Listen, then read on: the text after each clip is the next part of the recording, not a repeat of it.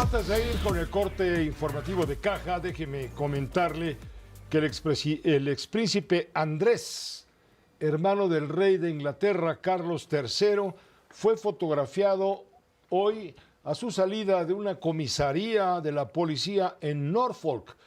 Estuvo 10 horas declarando porque lo tienen vinculado con actividades ilícitas justamente con Jeffrey Epstein.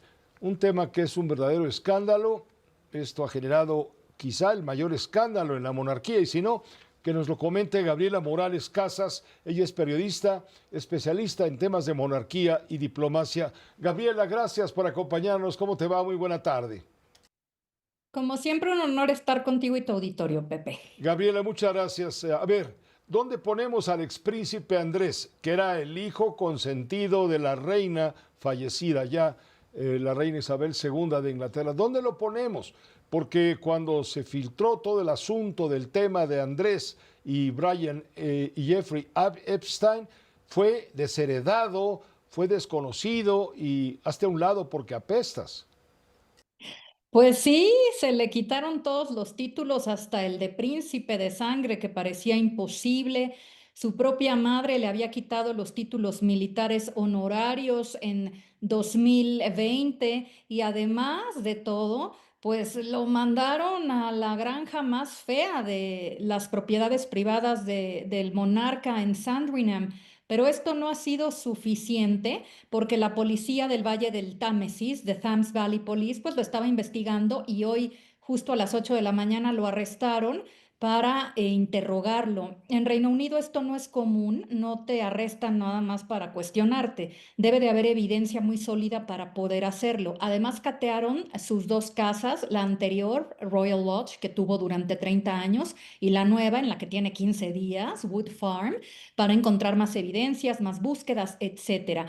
Pero no nada más es esta policía, sino la de otras 8 localidades, Pepe, donde pues él hizo uso de recursos de gobierno en nombre de la monarquía, como aviones, aeropuertos, etcétera, para volar a Jeffrey Epstein, para volar a jóvenes, a mujeres, en lo que podría ser tráfico de personas. ¿Dónde queda él? Pues apestadísimo, porque además es el primer miembro de la monarquía arrestado no por intento de derrocar al rey, sino por crímenes propios y deleznables como vender secretos de Estado o regalárselos al propio Jeffrey Epstein, quien a su vez se los daba y se los vendía a enemigos del Reino Unido y también a financieros y a otros clientes que querían aprovecharse de las crisis económicas de este país. Esto durante la crisis mundial del 2008. ¿Y por qué Andrew? Porque Andrew tenía acceso a información sensible del gobierno del Reino Unido,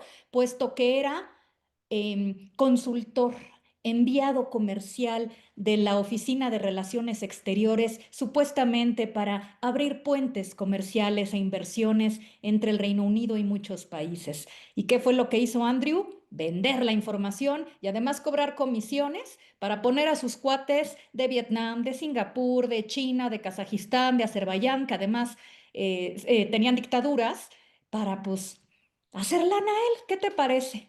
No, no, fenomenal. El asunto es un escándalo. Creo que es el peor escándalo en contra de la monarquía. ¿En cuántos años te gusta, Gabriela?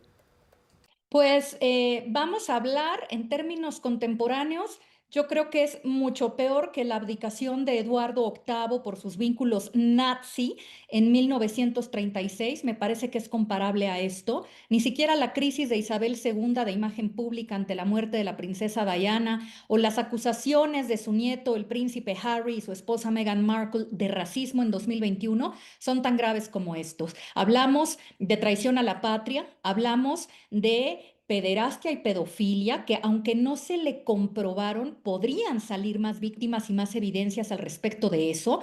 Podrían salir también más evidencias sobre tráfico de personas, de mujeres, y algunas de ellas podrían ser menores. ¿Qué es más bajo que eso, Pepe? Yo creo que esta es la peor crisis de la monarquía desde que se ejecutó al rey Carlos I, Charles I, que le costó a la monarquía británica 10 años de república, llamado el Interregnum, en 1642 y que se restauró hasta 1660. Yo creo que desde entonces no hay una crisis como esta tan grave que sí podría poner en jaque la supervivencia de la monarquía y si no su supervivencia per se, yo creo que al menos le da un grandísimo golpe al prestigio y a la credibilidad de la misma.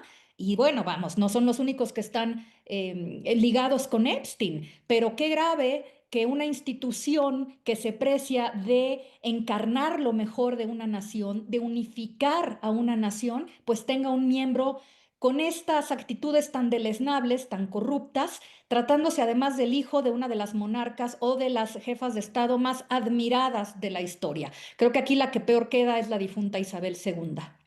¿Cómo se ha comportado ante todo esto, con esa enorme responsabilidad a la que haces referencia, el rey Carlos III? Porque si bien no le va a restituir ningún título de absolutamente nada, ha sido muy claro cuando ha dicho, pues que si es culpable, que lo investiguen. Ha sido contundente y cada vez más, pero hay que decirlo con toda la objetividad, Pepe, que él también ha obedecido a las presiones mediáticas o a las presiones de las coyunturas. Cuando decide quitarle el Principado de Sangre y el Ducado de York, lo hace porque viene en la publicación de las memorias de Virginia Giuffre, que fue la mujer que tumbó a Epstein, la mujer que hizo de sus discursos que hizo de las acusaciones por haber sido vejada a los 17 años por Epstein, pues hizo toda una cruzada que fue lo que inició la caída del magnate y también la del propio príncipe Andrew. Las memorias de Virginia pues fueron también devastadoras en noviembre y fue antes de que salieran cuando le quita los títulos. Después lo corre del Royal Lodge, de este palacete, en enero a la medianoche, el rey Charles, porque salen los primeros Epstein Files, no, bueno, los más recientes Epstein Files, los que son de 3 millones de documentos, y ahora, pues cuando más sigue saliendo información que implica además a las hijas de Andrew, que resulta que sí sabían, que hasta visitaron a Epstein, pues Charles se ve contra la pared y porque sale a la calle a cumplir con sus compromisos y la gente le grita y los periodistas le gritan que tiene que decir sobre los nuevos Epstein Files. Entonces él no podía seguir quedándose callado y no hacer nada. Creo que esto lo hace simple y sencillamente porque debe de prevalecer pues la integridad de la corona, aunque sí creo como que no lo hace tan rápido, sino siempre como consecuencia, Pepe, de alguna presión, ¿no? Finalmente, Gabriela Morales, recuerdo haber visto una película eh, en el cine, donde, digamos, se hace, la historia es de una reportera muy usada que invita a la conductora del programa principal de noticias de la BBC a hacerle Newsnight, una entrevista a este Andrés. todavía era príncipe entonces, ¿no? Y supuestamente la Buckingham aprobó que se diera esa entrevista porque serviría para lavar el nombre de Albert y también de la monarquía. ¿Qué sucedió? Esa entrevista fue cierta, ¿correcto?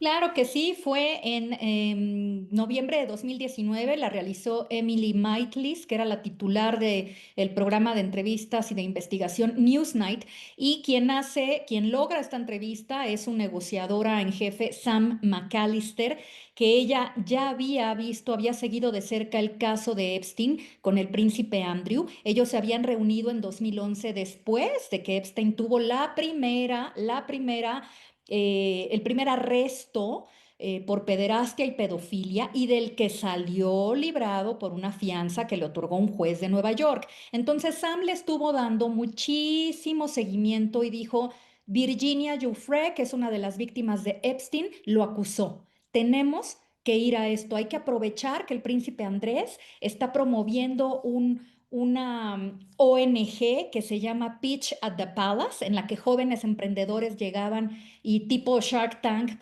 proponían negocios y entonces Andrew tenía un panel de magnates que ayudaban a estos emprendedores. Y a propósito de Pitch at the Palace, Andrew y su secretaria privada, Amanda Thirsk, pensaron que sería buena idea. La reina Isabel se lo permitió, lo cual fue un error de juicio, porque ella sabía, y de esto hay mucha documentación al respecto, de cómo se expresaba de su hijo favorito, de que era pues muy alebrestado, de que no era una de las personas más brillantes que existían, de que sabía que tomaba decisiones inadecuadas. Es decir, la reina sabía de qué pie cojeaba a su hijito y de todas maneras le permitió dar la entrevista y de todas maneras pues no le puso un freno de mano con anterioridad, pero esta entrevista marca su primera desgracia porque al momento de negar las acusaciones de Virginia Giuffre, Pepe dice una serie de tonterías que nada más lo hundieron más y que con la salida de nuevos Epstein Files queda demostrado que ni terminó su relación con Epstein, que seguían siendo amiguísimos,